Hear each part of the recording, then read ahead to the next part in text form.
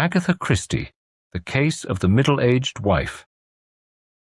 4 grunts, an indignant voice asking why nobody could leave a hat alone, a slammed door, and Mr. Packington had departed to catch the 8:45 to the city. Mrs. Packington sat on at the breakfast table. Her face was flushed, her lips were pursed, and the only reason she was not crying was that at the last minute anger had taken the place of grief. "I won't stand it," said Mrs. Packington. "I won't stand it." She remained for some moments brooding, and then murmured, "The minx! Nasty, sly little cat! How George can be such a fool!" Anger faded. Grief came back. Tears came into Mrs. Packington's eyes and rolled slowly down her middle-aged cheeks. "It's all very well to say I won't stand it, but what can I do?" Suddenly she felt alone, helpless, utterly forlorn. Slowly she took up the morning paper and read, not for the first time, an advertisement on the front page. Confidential.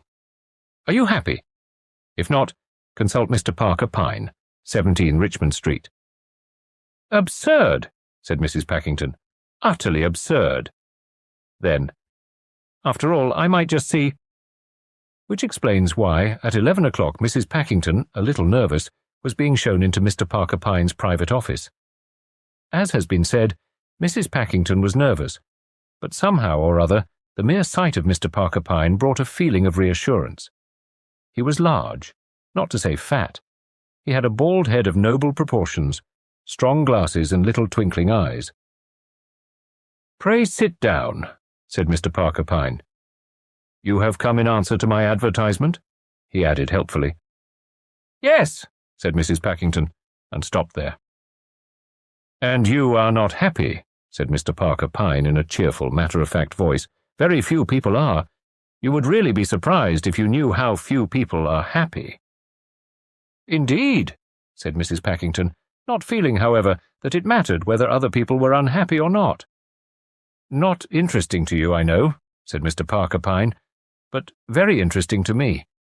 You see, for 35 years of my life I have been engaged in the compiling of statistics in a government office. Now I have retired, and it has occurred to me to use the experience I have gained in a novel fashion. It is all so simple. Unhappiness can be classified under 5 main heads. No more, I assure you. Once you know the cause of a malady, the remedy should not be impossible. I stand in the place of the doctor. The doctor first diagnoses the patient's disorder, then he proceeds to recommend a course of treatment. There are cases where no treatment can be of any avail. If that is so, I say frankly that I can do nothing. But I assure you, Mrs. Packington, that if I undertake a case, the cure is practically guaranteed." Could it be so? Was this nonsense, or could it perhaps be true? Mrs. Packington gazed at him hopefully. "Shall we diagnose your case?" said Mr. Parker Pyne, smiling. He leaned back in his chair and brought the tips of his fingers together. "The trouble concerns your husband. You have had on the whole a happy married life. Your husband has, I think, prospered. I think there is a young lady concerned in the case, perhaps a young lady in your husband's office." "A typist," said Mrs. Packington. "A nasty made-up little minx, all lipstick and silk stockings and curls." The words rushed from her. Mr. Parker Pyne nodded in a soothing manner. "There is no real harm in it. That is your husband's phrase, I have no doubt." His very words. Why, therefore, should he not enjoy a pure friendship with this young lady and be able to bring a little brightness, a little pleasure, into her dull existence? Poor child. She has so little fun. Those, I imagine, are his sentiments. Mrs. Packington nodded with vigour. "Humbug. All humbug. He takes her on the river. I'm fond of going on the river myself. But 5 or 6 years ago he said it interfered with his golf. But he can give up golf for her. I like the theatre. George has always said he's too tired to go out at night. Now he takes her out to dance, and comes back at 3 in the morning. And doubtless he deplores the fact that women are so jealous, so unreasonably jealous, when there is absolutely no cause for jealousy." Again Mrs. Packington nodded. "That's it?" she asked sharply. How do you know all this?" "Statistics," Mr. Parker Pyne said simply. "I'm so miserable," said Mrs. Packington. "I've always been a good wife to George. I worked my fingers to the bone in our early days. I helped him to get on. I've never looked at any other man. His things are always mended, he gets good meals, and the house is well and economically run. And now that we've got on in the world and could enjoy ourselves and go about a bit and do all the things I've looked forward to doing some day, well, this—" She swallowed hard. Mr. Parker Pyne nodded gravely. "I assure you I understand your case perfectly." "And can you do anything?" She asked it almost in whisper. "Certainly, my dear lady. There is a cure. Oh, yes, there is a cure." "What is it?" She waited, round-eyed and expectant. Mr. Parker Pyne spoke quietly and firmly. "You will place yourself in my hands, and the fee will be 200 guineas. 200 guineas? Exactly. You can afford to pay such a fee, Mrs. Packington. You would pay that sum for an operation. Happiness is just as important as bodily health. I pay you afterwards, I suppose?" "On the contrary," said Mr. Parker Pyne, "you pay me in advance." Mrs. Packington rose. "I'm afraid I don't see my way." "To buying a pig in a poke," said Mr. Parker Pyne cheerfully. "Well, perhaps you're right. It's a lot of money to risk. You've got to trust me, you see. You've got to pay the money and take a chance. Those are my terms." 200 guineas. "Exactly, 200 guineas. It's a lot of money. Good morning, Mrs. Packington. Let me know if you change your mind." He shook hands with her, smiling in an unperturbed fashion. When she had gone, he pressed a buzzer on his desk. A forbidding-looking young woman with spectacles answered it. "A file, please, Miss Lemon, and you might tell Claude that I am likely to want him shortly." "A new client?" "A new client. At the moment she has jibbed, but she will come back. Probably this afternoon about 4. Enter her." "Schedule A?" "Schedule A, of course. Interesting how everyone thinks his own case unique. Well, warn Claude. Not too exotic, tell him. No scent, and he'd better get his hair cut short." It was 4:15 when Mrs. Packington once more entered Mr. Parker Pyne's office. She drew out a checkbook, made out a cheque, and passed it to him. A receipt was given. "And now?" Mrs. Packington looked at him hopefully. "And now," said Mr. Parker Pyne, smiling, "you will return home. By the first post tomorrow you will receive certain instructions which I shall be glad if you will carry out." Mrs. Packington went home in a state of pleasant anticipation. Mr. Packington came home in a defensive mood, ready to argue his position if the scene at the breakfast table was reopened. He was relieved, however, to find that his wife did not seem to be in a combative mood. She was unusually thoughtful. George listened to the radio and wondered whether that dear child Nancy would allow him to give her a fur coat. She was very proud, he knew. He didn't want to offend her. Still, she had complained of the cold. That tweed coat of hers was a cheap affair. It didn't keep the cold out. He could put it so that she wouldn't mind, perhaps. They must have another evening out soon. It was a pleasure to take a girl like that to a smart restaurant. He could see several young fellows were envying him. She was uncommonly pretty, and she liked him. To her, as she had told him, he didn't seem a bit old. He looked up and caught his wife's eye. He felt suddenly guilty, which annoyed him. What a narrow-minded, suspicious woman Maria was. She grudged him any little bit of happiness. He switched off the radio and went to bed. Mrs. Packington received 2 unexpected letters the following morning. One was a printed form confirming an appointment at a noted beauty specialist's. The second was an appointment with a dressmaker. The third was from Mr. Parker Pyne, requesting the pleasure of her company at lunch at the Ritz that day. Mr. Packington mentioned that he might not be home to dinner that evening, as he had to see a man on business. Mrs. Packington merely nodded absently, and Mr. Packington left the house, congratulating himself of having escaped the storm. The beauty specialist was impressive. Such neglect, madam, but why? This should have been taken in hand years ago. However, it was not too late. Things were done to her face. It was pressed, kneaded, and steamed. It had mud applied to it. It had creams applied to it. It was dusted with powder. There were various finishing touches. At last, she was given a mirror. "I believe I do look younger," she thought to herself. The dressmaking séance was equally exciting. She emerged feeling smart, modish, up-to-date. At 1:30, Mrs. Packington kept her appointment at the Ritz. Mr. Parker Pyne, faultlessly dressed and carrying with him his atmosphere of soothing reassurance, was waiting for her. "Charming," he said, an experienced eye sweeping her from head to foot. "I have ventured to order your White Lady." Mrs. Packington, who had not contracted the cocktail habit, made no demur. As she sipped the exciting fluid gingerly, she listened to her benevolent instructor. "Your husband, Mrs. Packington," said Mr. Parker Pyne, "must be made to sit up. You understand, to sit up. To assist in that, I am going to introduce to you a young friend of mine. You will lunch with him today." At that moment a young man came along, looking from side to side. He espied Mr. Parker Pyne and came gracefully towards them. "Mr. Claude Luttrell, Mrs. Packington." Mr. Claude Luttrell was perhaps just short of 30. He was graceful, debonair, perfectly dressed, extremely handsome. "Delighted to meet you," he murmured. 3 minutes later, Mrs. Packington was facing her new mentor at a small table for two. She was shy at first, but Mr. Luttrell soon put her at her ease. He knew Paris well and had spent a good deal of time on the Riviera. He asked Mrs. Packington if she were fond of dancing. Mrs. Packington said she was, but that she seldom got any dancing nowadays, as Mr. Packington didn't care to go out in the evenings. "But he couldn't be so unkind as to keep you at home," said Claude Luttrell, smiling and displaying a dazzling row of teeth. "Women will not tolerate male jealousy in these days."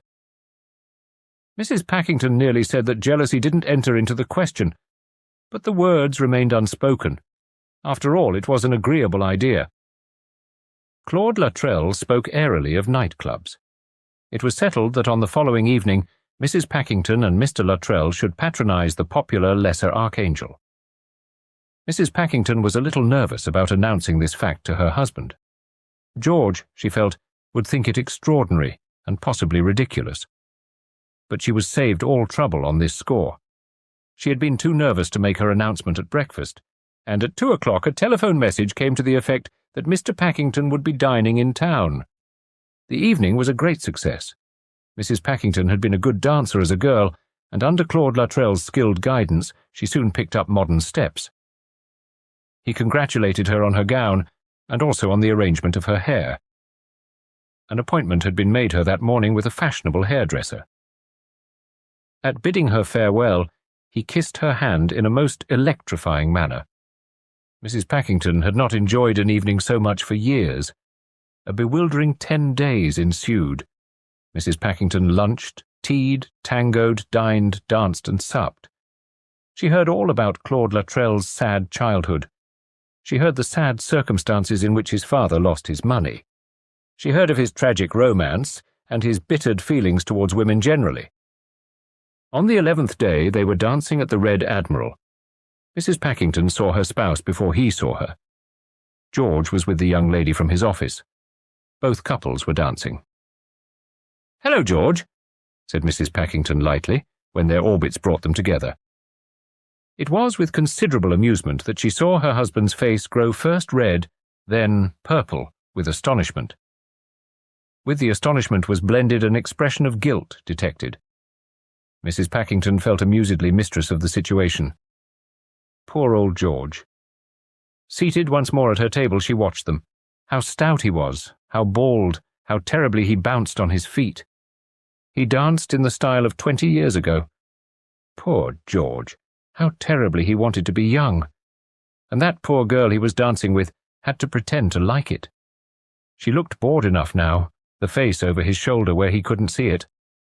How much more enviable, thought Mrs. Packington contentedly, was her own situation. She glanced at the perfect Claude, now tactfully silent. How well he understood her. He never jarred, as husbands so inevitable did jar after a lapse of years. She looked at him again. Their eyes met. He smiled.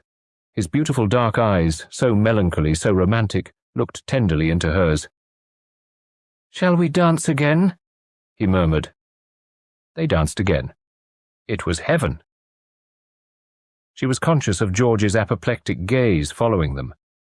It had been the idea, she remembered, to make George jealous. What a long time ago that was. She really didn't want George to be jealous now. It might upset him. Why should he be upset, poor thing? Everyone was so happy. Mr. Packington had been home an hour when Mrs. Packington got in. He looked bewildered and unsure of himself. "Humph," he remarked. "So you're back." Mrs. Packington cast off an evening wrap which had cost her 40 guineas that very morning. "Yes," she said, smiling. "I'm back." George coughed. Rather odd meeting you." "Wasn't it?" said Mrs. Packington. I thought it would be a kindness to take that girl somewhere. She's been having a lot of trouble at home. I thought, kindness, you know." Mrs. Packington nodded. Poor old George, bouncing on his feet and getting so hot and being so pleased with himself. "Who's that chap you were with?" "I don't know him, do I?" "Luttrell, his name is. Claude Luttrell." "How did you come across him?" "Oh, someone introduced me," said Mrs. Packington vaguely. "Rather a queer thing for you to go out dancing, at your time of life. Mustn't make a fool of yourself, my dear." Mrs. Packington smiled. She was feeling much too kindly to the universe in general to make the obvious reply. "A change is always nice," she said amiably. "You've got to be careful, you know. A lot of these lounge lizard fellows going about. Middle-aged women sometimes make awful fools of themselves. I'm just warning you, my dear. I don't like to see you doing anything unsuitable." "I find the exercise very beneficial," said Mrs. Packington. Yes." "I expect you do too," said Mrs. Packington kindly. "The great thing is to be happy, isn't it? I remember your saying so one morning at breakfast, about 10 days ago." Her husband looked at her sharply, but her expression was devoid of sarcasm. She yawned. "I must go to bed. By the way, George, I've been dreadfully extravagant lately. Some terrible bills will be coming in. You don't mind, do you?" "Bills?" said Mr. Packington. "Yes, for clothes and massage and hair treatment. Wickedly extravagant I've been, but I know you won't mind." She passed up the stairs. Mr. Packington remained with his mouth open. Maria had been amazingly nice about this evening's business. She hadn't seemed to care at all. But it was a pity she had suddenly taken to spending money. Maria! That model of economy! Women! George Packington shook his head. The scrapes that girl's brothers had been getting into lately. Well, he'd been glad to help. All the same, and dash it all, things weren't going too well in the city.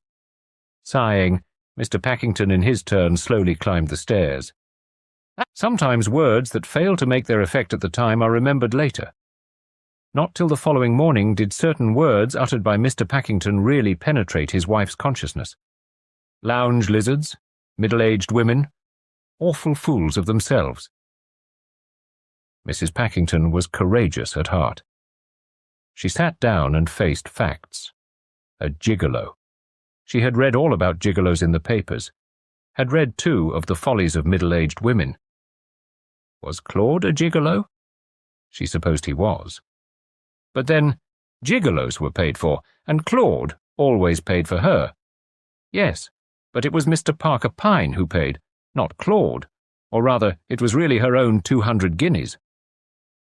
Was she a middle-aged fool?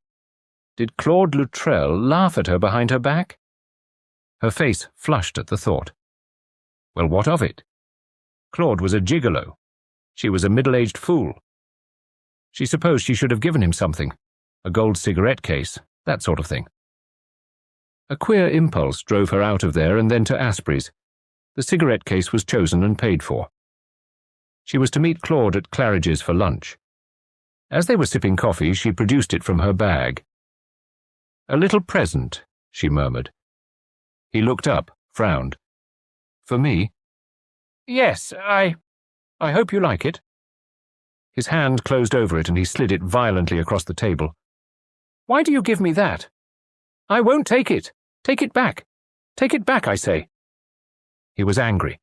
His dark eyes flashed. She murmured, I'm sorry, and put it away in her bag again. There was constraint between them that day. The following morning he rang her up. I must see you. Can I come to your house this afternoon? She told him to come at 3 o'clock. He arrived very white, very tense. They greeted each other. The constraint was more evident. Suddenly he sprang up and stood facing her. What do you think I am? That is what I've come to ask you. We've been friends, haven't we? Yes, friends. But all the same you think I'm, well, a gigolo. A creature which lives on women. A lounge lizard. You do, don't you? No, no. He swept aside her protest. His face had gone yellow-white. You do think that? Well, it's true, that's what I've come to say. It's true. I had my orders to take you about, to amuse you, to make love to you, to make you forget your husband. That was my job. A despicable one, eh? Why are you telling me this? She asked. Because I'm through with it. I can't carry on with it. Not with you. You're different. You're the kind of woman I could believe in, trust, adore. You think I'm just saying this? That it's part of the game? He came closer to her. I'm going to prove to you it isn't. I'm going away because of you. I'm going to make myself into a man instead of the loathsome creature I am because of you. He took her suddenly in his arms. His lips closed on hers. Then he released her and stood away. Goodbye. I've been a rotter, always. But I swear it will be different now. Do you remember once saying you liked to read the advertisements in the agony column? On this day every year you'll find there a message from me saying that I remember and am making good. You'll know then all you've meant to me. One thing more. I've taken nothing from you. I want you to take something from me. He drew a plain gold seal ring from his finger. This was my mother's. I'd like you to have it. Now goodbye. He left her standing there amazed, the gold ring in her hand. George Packington came home early. He found his wife gazing into the fire with a far-away look. She spoke kindly but absently to him. Look here, Maria, he jerked out suddenly. About that girl? Yes, dear. I never meant to upset you, you know. About her. Nothing in it. I know. I was foolish. See as much as you like of her if it makes you happy. These words, surely, should have cheered George Packington. Strangely enough, they annoyed him. How could you enjoy taking a girl about when your wife fairly urged you on? Dash it all, it wasn't decent. All that feeling of being a gay dog, of being a strong man playing with fire, fizzled out and died an ignominious death. George Packington felt suddenly tired and a great deal poorer in his pocket. The girl was a shrewd little piece. We might go away together somewhere for a bit if you like, Maria, he suggested timidly. Oh, never mind about me, I'm quite happy. But I'd like to take you away. We might go to the Riviera. Mrs. Packington smiled at him from a distance. Poor old George. She was fond of him. He was such a pathetic old dear. There was no secret splendour in his life as there was in hers. She smiled more tenderly still. That would be lovely, my dear, she said. Mr. Parker Pyne was speaking to Miss Lemon. Entertainment account? £102, 14 and sixpence, said Miss Lemon. The door was pushed open, and Claude Luttrell entered. He looked moody. Morning, Claude, said Mr. Parker Pyne. Everything go off satisfactorily? I suppose so. The ring? What name did you put in it, by the way? Matilda, said Claude gloomily. 1899. Excellent. What wording for the advertisement? Making good. Still remember. Claude. Make a note of that, please. Miss Lemon. The agony column. November 3rd for, let me see, expenses £102, 14 and 6. Yes, for 10 years, I think. That leaves us a profit of £92, 2 and 4pence. Adequate. Quite adequate. Miss Lemon departed. Look here, Claude burst out. I don't like this. It's a rotten game. My dear boy. A rotten game. That was a decent woman, a good sort. Telling her all those lies, filling her up with this sob stuff, dash it all, it makes me sick. Mr. Parker Pyne adjusted his glasses and looked at Claude with a kind of scientific interest. Dear me, he said dryly. I do not seem to remember that your conscience ever troubled you during your somewhat, notorious career. Your affairs on the Riviera were particularly brazen, and your exploitation of Mrs. Hattie West, the Californian Cucumber King's wife, was especially notable for the callous mercenary instinct you displayed. Well, I'm beginning to feel different, grumbled Claude. It isn't nice, this game. Mr. Parker Pyne spoke in the voice of a headmaster admonishing a favourite pupil. You have, my dear Claude, performed a meritorious action. You have given an unhappy woman what every woman needs, a romance. A woman tears a passion to pieces and gets no good from it. But a romance can be laid up in lavender and looked at all through the long years to come.